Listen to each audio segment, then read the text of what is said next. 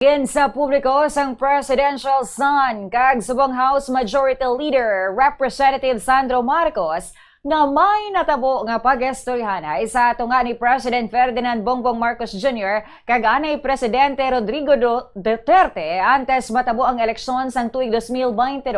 Suno kay Sandro, may mga individual halin sa Duterte administration nga nag-engganyo sa ilang nga suportahan ang amay sini nga si President Marcos apang mayara sang kondisyon.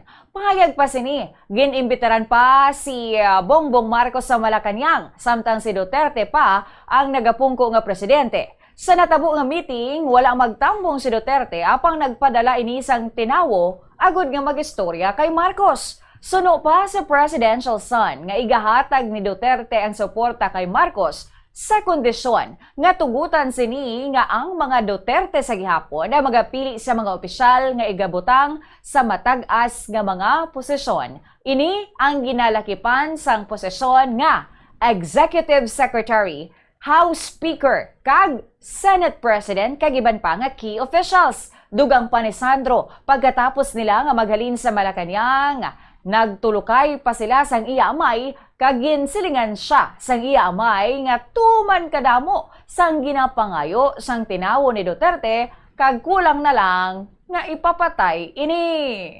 Tumingin tatay ko sa akin.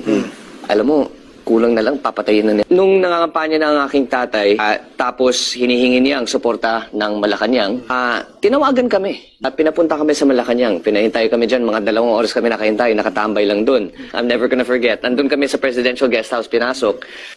And at the time, there was still no official endorsement from Malacanang.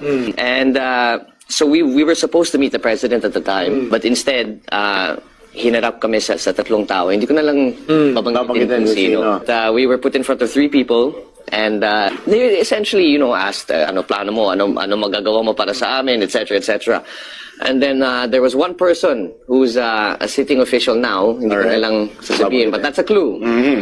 He's a sitting official now. Sinabi niya kay Pangulo na, sige, suportahan ka namin on the condition that kami yung mamimili ng ES, kami yung mamimili ng Speaker, kami mamimili ng Senate President, kami mamimili ng Secretary, basta marami silang hini. When we left the palace, hindi dahil sa isang tao, kundi sa daming mga iba't ibang partido sa paligid na sa dami nilang, it was a power struggle. And I will never forget. Ang presidential son kag House Majority Leader nga si Sandro Marcos.